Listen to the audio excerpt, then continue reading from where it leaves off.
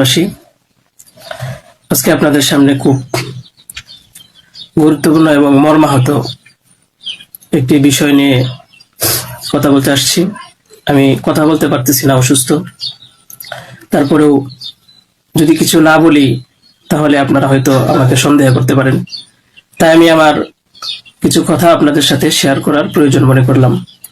তো বিষয়টা হচ্ছে যে আপনারা দেখতে পাচ্ছেন যে সামাজিক যোগাযোগ মাধ্যমে আমাকে নিয়ে একটা বিষয় ভাইরাল হয়েছে, বিভিন্ন পত্রপত্রিকায় সেগুলো হয়তো প্রচার হচ্ছে। তো আমি আপনাদের বলবো যে এই বিষয়টার সাথে, যে বিষয়টা মেঘলা নামক একটা মেয়ে এবং আমার ছবি দিয়ে যে একটা অপপ্রচার করা হচ্ছে, অপবাদ রটানো হচ্ছে, এটার সাথে আমি কোনোভাবেই সম্পৃক্ত না। আমি এটার বিষয়ে কিছুই জানি না। আমি যদি বলি তাহলে বলবো যে এই মেয়েটা আমাদের এখানে পড়াশোনা করেছে, গত বছর পড়েছে এবং এর আগের বছরও পড়েছে। তো এর আগের বছর পুরনো বছর পড়াশোনা করার পরে সে আমাদের মাদ্রাসা থেকে চলে যায়। তো পরবর্তী বছর যখন মাদ্রাসা শুরু হলো তখন আমরা খোঁজ নিয়ে জানতে পারলাম যে কে কে আসে নাই। তো যারা যারা আসছে না তাদের মধ্যে সেও একজন ছিল, যে সে এখান থেকে চলে গেছে অন্য কোথাও। তো খবর নিয়ে জানতে পারলাম সে ঢাকা চলে গেছে, তারা বাবা মার সাথে থাকে। বাবা মা সৎ বাবা এবং মা অন্য কোথাও আগে বিয়ে বসছিল। তো বর্তমান যে বাবা আছে মেঘলা, তার মেয়ে না, বরং আগের বাবার মেয়ে সে। তো সে যখন ঢাকায় চলে গেল আমরা শুনলাম, তখন আমরা কিছু বলি নাই, ঠিক আছে, ঢাকায় তো পড়াশোনা বেশি হয়, তাহলে পড়ুক। আমরা আমাদের ক্লাস শুরু করে দিলাম। কিছুদিন যাওয়ার পরে দেখলাম আবার এই মেয়েটা আমাদের মাদ্রাসায় আসছে।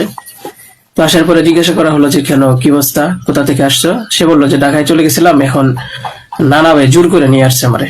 আমি আসতে চাইছিলাম না, আমাকে জোর করে নিয়ে আসছে নানা ভাই।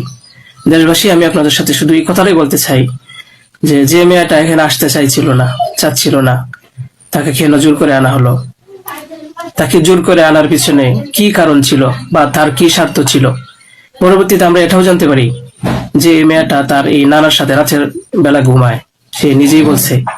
কেন বলছে? যখন আমরা জিজ্ঞাসা করলাম যে তুমি হিজাব পরো না, অন্য মেয়েরা হিজাব পরে, তুমি বুরকা পরো না, অন্য মেয়েরা বুরকা পরে, কারণ তার চলাফেরা সম্পূর্ণ আলাদা ছিল। আপনারা চাইলে গ্রামে গিয়ে মাদ্রাসার ছাত্রছাত্রী যারা আছে তাদের সাথে কথা বলে দেখতে পারেন যে সে সম্পূর্ণ আলাদা ছিল। তার কোনো কিছুই আমাদের কমনের ভিতরে ছিল না, আমরা তাকে কন্ট্রোল করতে পারতেছিলাম না। তো সে এইভাবে কিছুদিন থাকার পরে আমরা ভাবলাম যে হয়তো তাকে আমরা রাখতে পারবো না, কারণ আমরা তাকে কন্ট্রোল করতে পারছি না। হয়তো মেয়েটা অন্য কোথাও গিয়ে যদি কন্ট্রোলে থাকতে পারে, পড়াশোনা করে, তাহলে এটা তার জন্য ভালো। তাই আমরা তার গার্জেনের কাছে বললাম, তার মাকে আমরা বুঝাইয়া বললাম। আমাদের উদ্দেশ্য এটাই ছিল যে তার মা যেন তাকে বুঝিয়ে বলে যায় যে হুজুরের কথা মেনে চলবা, মাদ্রাসার নিয়ম কানুন মেনে চলবা, এই কথাগুলো উনি বুঝিয়ে যাবেন। কিন্তু উনি কি করছেন যে ওনার মেয়েকে উনি বলছে যে না, আমি এখানে রাখবো না, নিয়ে চলে যাব।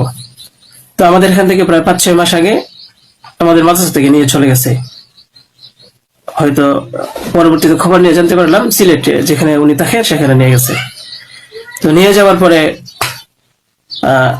এখন কিছুদিন আগে আবার আসছে, এসে বলতেছে যে এই দুর্ঘটনা, যে খুব বড় সমস্যা। যে কথাটা শোনার পরে আমার মতো একজন সাধারণ মানুষ, আমি আর সহ্য করতে পারছি না, আমি আর নিজেকে ঠিক রাখতে পারি নাই।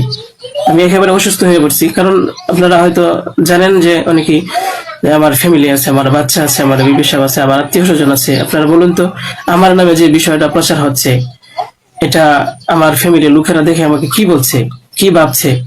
আপনারা সঠিক তদন্ত করুন। আমি কখনোই দেশের আইনের প্রতি অবাধ্য না, আমি শ্রদ্ধাশীল। দেশের আইন আছে, সে আইন সঠিক অপরাধী যে তাকে খুঁজে বের করবে। আপনারা অপরাধী খুঁজে বের করার আগেই যদি আমাকে অপরাধী বানিয়ে ফেলেন, তাহলে তো আসল অপরাধী পার পেয়ে যাবে, আসল অপরাধী তো ছাড়া পেয়ে যাবে। আপনাদের কাছে আমি অনুরোধ করে বলি, আপনারা আসল অপরাধীকে খুঁজে বের করুন, টেস্ট করা হোক যে আসলে এই বাচ্চা বাবাকে। আপনারা আমাকে টেক দিচ্ছেন, বিভিন্ন পত্রপত্রিকায়, টেলিভিশনে বলা হচ্ছে। আমি আপনাদের কাছে শুধু এই কথাইগুলোই বলবো যে আল্লাহ তাআলার বিচারের উপরে যদি শ্রদ্ধাশীল থাকেন, এই বিশ্বাস করেন, তাহলে আমাকে নিয়ে আর এরকম কাজ করবেন না। আপনারা সঠিক তদন্ত করে সঠিক অপরাধীকে খুঁজে বের করুন। আমি আপনাদের সামনে আর কথা বলতে পারতেছি না। আপনারা সবাই ভালো থাকবেন, ইনশাল্লাহ পরবর্তীতে আর কথা হবে ইনশাল্লাহ। আসসালামু আলাইকুম রহমতুল্লাহ।